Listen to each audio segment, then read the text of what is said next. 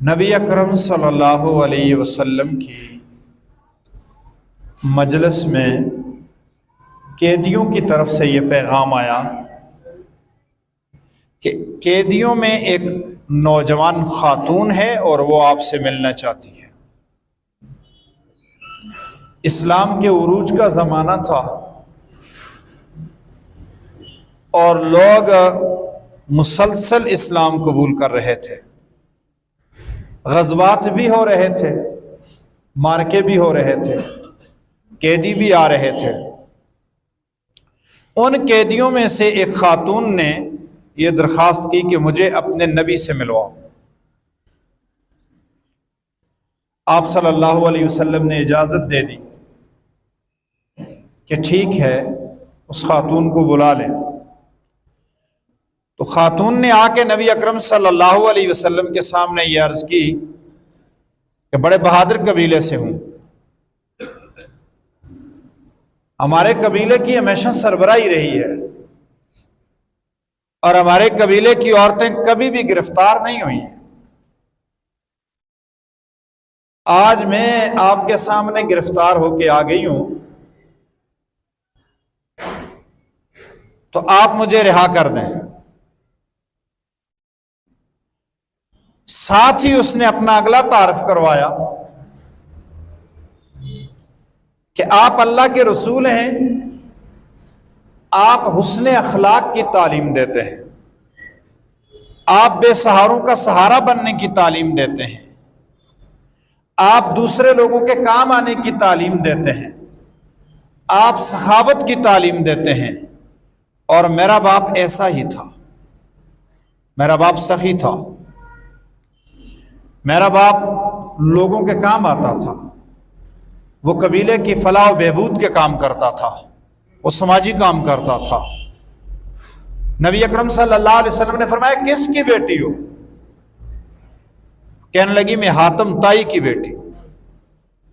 نبی علیہ الصلوۃ والسلام نے فرمایا اسے رہا کر دیں، اس کے والد کے اخلاق وہ تھے جو اسلام کے اخلاق ہیں، اسے رہا کر دیں۔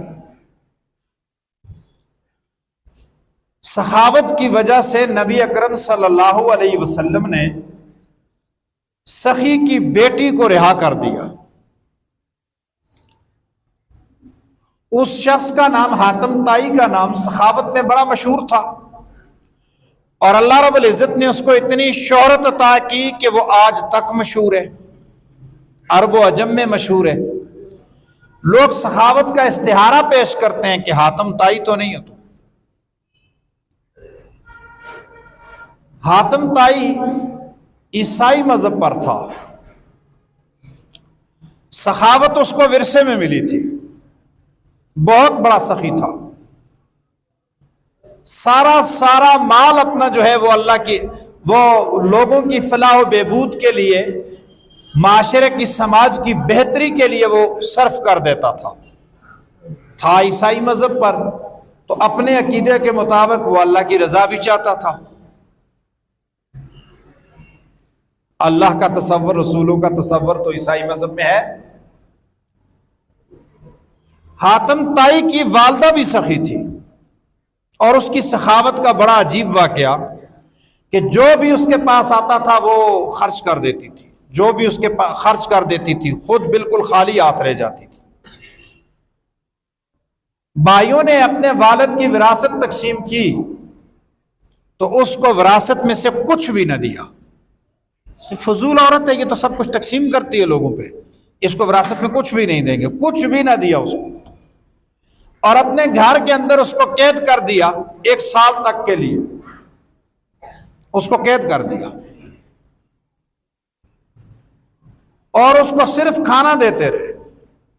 1 سال کے بعد اس کو رہا کیا، تھوڑا سا حصہ اس کو دیا۔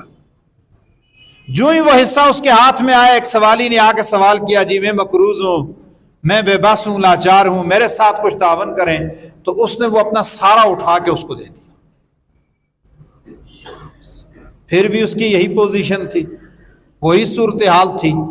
تو اس خاتون کا بیٹا جو تھا وہ حاتم تائی تھا، اس کی سخاوت کے بڑے چرچے تھے۔ हातिम ताई की वफात के बाद उसका बेटा हदी इब्न हातिम नबी अलैहिस्सलातु वस्सलाम के सख्त मुखालफों में से था, लेकिन कभी मुलाकात नहीं हुई थी। बड़े बड़े कबीले मुसलमान हो गए, बहुत सारे लोग सहम कर डर की वजह से भी आपकी कदमों में आए, बहुत सारे तीबे हातर आए, दिल से आए, लेकिन आपकी मजलिस में आ गए, बैठ गए, तो अल्लाह रब्बुल इज्जत ने उनको ईमान की दौलत अता फरमा दी। लेकिन ये हातिम ताई का बेटा जो था, हादी बिन हातिम, सरदार था कबीले का, और ये सख्त मुखालिफ था, लेकिन कभी इससे जंग नहीं हुई थी, बहादुर भी था। लेकिन जब इस्लाम का रुअब था, इस्लाम का दबदबा था, इस्लाम का गलबा था, इस्लाम का इस्तिकाम था, तो उस वक्त कहने लगा कि मैंने सोचा मुकाबला तो कर नहीं सकता हूं और इस्लाम कबूल करना नहीं है, लिहाजा इस तरह करता हूं कि जो ही उनका लश्कर मेरी तरफ आए तो मैं भाग जाऊंगा। अपने खानदान के लिए उसने घोड़े और ऊंटनियां तैयार कर रखी थी, ऊंट तैयार कर रखे थे, और उनके लिए मुलाजम रखे हुए थे कि खूब इनको चराओ, जिस दिन मुसलमानों का लश्कर हमारी तरफ आएगा हम भागेंगे। एक दिन उसको इतला मिली कि मुसलमानों का लश्कर जो है वो फलां वादी में है। उसने कहा ये तो मेरी तरफ आते हैं, अपने खानदान के सारे लोगों को सवार किया और भाग गया, बहन रह गई। बाकी कबीले की झड़प होगी मुसलमानों के साथ, लोग सारे गिरफ्तार हो गए। उनमें ये इसकी बहन जो थी सफाना बिनते हातिम, ये भी गिरफ्तार थी। इसने आके नबी अलैहिस्सलातु वस्सलाम से ये मुकालमा किया। आप सल्लल्लाहु अलैहि वसल्लम ने उसको रिहा कर दिया कि मैंने आपको रिहा कर दिया। बहन जब रिहा हुई तो उसने भाई का पता लगाया कि भाई किधर है। वो भाग के शाम पहुंच गया था। बहन जब वहां गई तो पहले तो उसको खूब सुनाई कि भाई इसलिए होते हैं जो बहनों की हिफाजत ना कर सके। तुम कबीले के कैसे सरदार हो, कबीले को छोड़कर भाग गए, तुम अपने खानदान को और बहन का पता ही नहीं किया और भागकर यहां आकर आपने पनाह लिए। और सुनो, जिस शख्स से तुम भागते हो वो उस शख्स से भागना नहीं चाहिए, उसके तो करीब रहना चाहिए। हाजी सारे लोग उनके खिलाफ बातें कर रहे हैं, मैंने भी कभी उनसे मुलाकात नहीं की। कहा मेरी एक मुलाकात हुई है, मैंने अपने वालिद की चंद सिफात गिनी। समाजी शख्स था, फलाह बहबूद करता था, गरीबों के काम आता था, गरीब लोगों पे सखावत करता था। तो पूछा किसकी बेटी हो, किसका नाम ले रही हो? कहा हादी बिन हातिम की। कहा वो बड़ा आदमी था, उसके बड़े आदमी के सिले में मैं आपको रिहा करता हूं, इसको रिहा कर दो। ऐसा एक शख्स है कि उसने मुझसे दलील भी नहीं मांगी, गवाह भी नहीं मांगे और मुझे रिहा कर दिया। उनके तो पास रहना चाहिए। तो हदी बिन हातिम रजी अल्लाह तआला अन्हु उसी वक्त दिल के अंदर इस्लाम और रसूलुल्लाह की मोहब्बत बैठ गई और बहन को लेकर फिर रसूलुल्लाह सल्लल्लाहु अलैहि वसल्लम के पास आ गए। नबी अकरम सल्लल्लाहु अलैहि वसल्लम के पास आए, बैठे, कहने लगे या रसूल अल्लाह सल्लल्लाहु अलैहि वसल्लम, सबसे ज्यादा नफरत इस्लाम से करता था, सबसे ज्यादा दुश्मनी आपसे रखता था, लेकिन अब सबसे ज्यादा गुलाम आपका हूं और आपके चेहरे को देखते रहना सबसे ज्यादा महबूब हो गया मुझे। इस्लाम कबूल कर गया। हजरत हदी इब्न हातिम रजी अल्लाह तआला अन्हु मुसलमान हुए और तफसीर के एक मकाम पर हजरत हदी इब्न हातिम रजी अल्लाह तआला अन्हु की बाकायदा एक रवायत मौजूद है। हजरत हदी इब्न हातिम रजी अल्लाह तआला अन्हु के वालिद सखी थे, हजरत सफाना रजी अल्लाह तआला अन्हा के वालिद सखी थे। उनकी सखावत की वजह से अल्लाह ने उनको इस्लाम भी दिया, इज्जत भी दी और नबी अकरम सल्लल्लाहु अलैहि वसल्लम की सहाबियत भी दी। अल्लाह के नबी सल्लल्लाहु अलैहि वसल्लम के सहाबा में हजरत उस्मान ज़ुन्नूरैन रजी अल्लाह तआला अन्हु की जो सखावत है वो हदी बिन हातिम से कई दर्जा बड़ी सखावत है। शाम से एक शख्स आया हजरत अबू बकर सिद्दीक रजी अल्लाह तआला अन्हु के पास। सैयदना अबू बकर सिद्दीक रजी अल्लाह तआला अन्हु से कहने लगा 3000 दराहिम का मकरूज हो चुका हूं, आप मेरी कुछ मदद फरमा दें। हजरत अबू बकर सिद्दीक रजी अल्लाह तआला अन्हु ने फरमाया बैतुल माल में तो इस किस्म की कोई मद है नहीं है कि मैं आपको नवाज दूं, آپ ایسا کریں کہ حضرت عثمان کے پاس جائیں. تو شخص کہنے لگا حضرت عثمان کے پاس جاؤں تو وہ دے دیں گے. فرمایا آپ جائیں تو حدیب وہ حاتم تائی ہے کوئی. حضرت ابوبکر صدیق رضی اللہ فرمایا آپ جا کر تو دیکھیں, وہ اسلام کے حاتم تائی ہیں. وہ شخص حضرت عثمان رضی اللہ تعالیٰ عنہ کے گھر آیا تو حضرت عثمان رضی اللہ تعالیٰ عنہ اپنے بچوں کو ڈانٹ رہے تھے. دودھ میں شہد ملا کر پیتے ہو, دودھ بھی میٹھا شہد بھی میٹھی, اسراف کرتے ہو, آپ یہ استعمال کرتے ہو, وہ یہ فلاں جو لالٹین جل رہی ہے بتی جل رہی ہے اس کو گل کر دو, یہ اسراف ہے, یہ زیادتی ہے. اس شخص نے جب سنا اس نے کہا جو اپنے بچوں کو اتنا ڈانٹا ہے اور کہتا ہے کہ دودھ کے اندر شہد نہ استعمال کرو یا دودھ استعمال کرو یا شاید استعمال کرو, وہ مجھے کیا دے گا. واپس پلٹ آئے.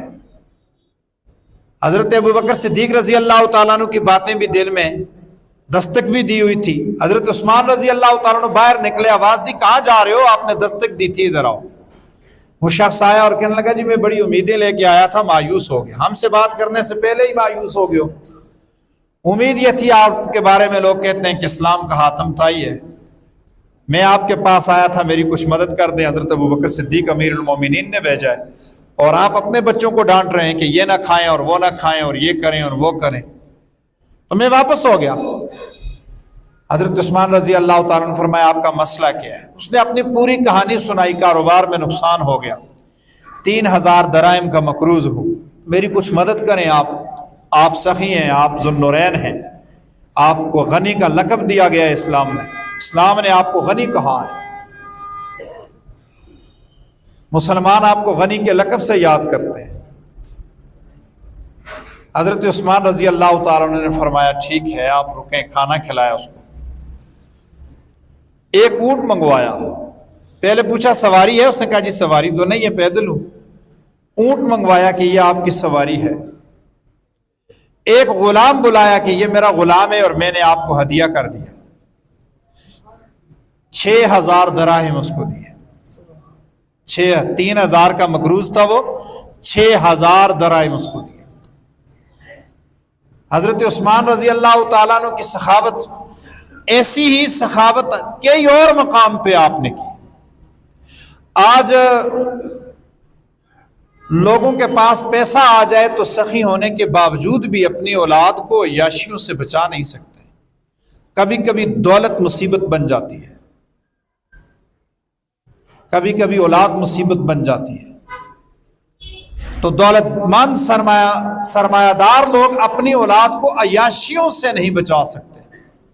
نبی اکرم صلی اللہ علیہ وسلم کا تربیت یافتہ وہ عظیم شان صحابی جو لوگوں کو اتنا عطا کر رہا ہے, اتنا عطا کر رہا ہے, اتنا عطا کر رہا ہے کہ دربار رسالت سے انہیں غنی کا خطاب ملتا ہے, وہ اپنی اولاد کو کس طرح کنٹرول کر رہے ہیں کہ دودھ اور شہد کو ملا کر استعمال نہ کرو, لوگوں کے گھروں میں فاقے ہیں اور آپ عیاشیاں کرو. تو حضرت عثمان رضی اللہ تعالیٰ عنہ کی سخاوت ایسی ہے کہ اس نے حضرت حاتم تائی جو تھے, جناب حاتم تائی, ان کی سخاوت کو بھی کراس کر دیا تھا. نبی اکرم صلی اللہ علیہ وسلم نے ارشاد فرمایا سخی اللہ کے قریب ہوتا ہے, لوگوں کے بھی قریب ہوتا ہے, جنت کے بھی قریب ہوتا ہے, اور بخیل انسان اللہ سے دور ہوتا ہے, لوگوں سے دور ہوتا ہے, جنت سے بھی دور ہو جاتا ہے. سخاوت کا پہلا درجہ یہ ہے اپنی ضرورت سے زائد خرچ کیا جائے. یسألونک ماذا ينفقون, لوگ پوچھتے ہیں ہم کیا خرچ کریں, قل العفو, فرما دی جو اپنی ضرورت سے زائد ہے اس میں سے خرچ کرو. ایک شخص ضرورت مند آ گیا ہے اور آپ کے پاس مال اتنا ہی ہے کہ جو آپ کی اپنی ضرورت ہے آپ نے خرچ نہیں کیا, کوئی مسئلہ نہیں. آپ پہ زکوٰۃ فرض نہیں, آپ پہ حج فرض نہیں, آپ پہ عمرہ واجب نہیں. سخاوت کا ابتدائی درجہ یہ ہے کہ ضرورت سے جو زائد ہے اس کو خرچ کرنا, اور سخاوت کا اعلیٰ درجہ یہ ہے کہ یؤثرون علی انفسہم ولو کان بہم خصاصہ, اپنے آپ کو ضرورت ہے, اپنی ضرورت کو چھوڑ دیا اور دوسرے شخص کی ضرورت کو پورا کر دیا۔ نبی اکرم صلی اللہ علیہ وسلم کے صحابہ اکرام رضوان اللہ علیہ مجمعین میں صحابہ اکرام سارے ہی سخی تھے، کچھ صحابہ العفو پہ سخی تھے، کچھ الایثار پہ سخی تھے، اور اہل بیت تو اکثر الایثار پہ سخی تھے، اپنی ضرورت ہونے کے باوجود دوسروں کے لیے خرچ کر دیتے تھے۔ اپنے مال کو اللہ کی رضا کے لیے سخاوت کے طور پہ خرچ کرنا یہ ایک مستقل عبادت ہے۔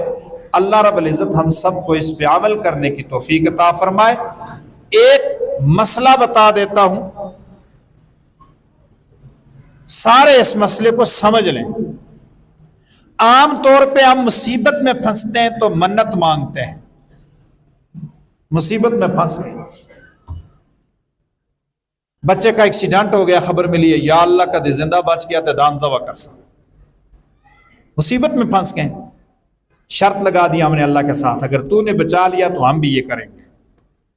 بندہ اپنی کسی مصیبت میں پھنس گیا، یا اللہ اگر یہ میرا مسئلہ حل ہو گیا تو پھر میں ایک کنواں نکالوں گا، منت اس طرح سے شرطیں لگا کر منت۔ نبی علیہ الصلوۃ والسلام نے اس کی حوصلہ شکنی فرمائی ہے۔ آپ نے فرمایا اس کے ذریعے تو اللہ بخیل کا مال نکالتا ہے۔ بندہ جب بخیل ہوتا ہے، وہ زکوٰۃ صدقات خیرات نہیں کرتا ہے، اللہ اس کو مصیبت میں پھنساتا ہے۔ جب وہ مصیبت میں پھنستا ہے تو پھر جیب سے نکال کے زکوٰۃ خیرات صدقات سارے کچھ کرتا ہے، لمبی لمبی منتیں مانتا ہے۔ اور کچھ تو شہزادے ایسے بھی ہیں جو مصیبت میں پھنستے ہیں، منت مان لیتے ہیں، جب مصیبت اللہ تعالیٰ دور کر دیتے ہیں پھر سست ہو جاتے ہیں، کچھ کرساں ذرا حالات اچھے نہیں، 2-4 سال اور گزر جاتے ہیں، پھر مصیبت میں پھنستے ہیں تو پچھلی پھر منت یاد آ جاتی، وہ بھی نہیں دی تھی۔ لہٰذا ویسے صدقات کرنے چاہیے۔ بیماری شروع ہو گئی ہے، بغیر شرط کے صدقہ کر دو۔ کسی کے ایکسیڈنٹ کی خبر مل گئی ہے، بغیر شرط کے صدقہ کر دو۔ کسی مصیبت کے اندر آغاز ہوا ہے تو بغیر شرط کے صدقہ کر دو۔ یہ نہیں کہ یا اللہ مجھے اس طرح کیا تو میں اس طرح کروں گا، یہ تو رب کے ساتھ شرطیں لگانے والی بات ہوئی، یہ تو بخیل کا مال ہوا۔ سخی کا مال بنانا چاہیے، ویسے بھی صدقات خیرات کرنے چاہیے، لیکن بالخصوص انسان مصائب اور تکلیفوں میں پھنس جائے تو بلا شرط صدقے شروع کر دیں۔ اللہ تعالیٰ ہم سب کو عمل کرنے کی توفیق عطا فرمائے۔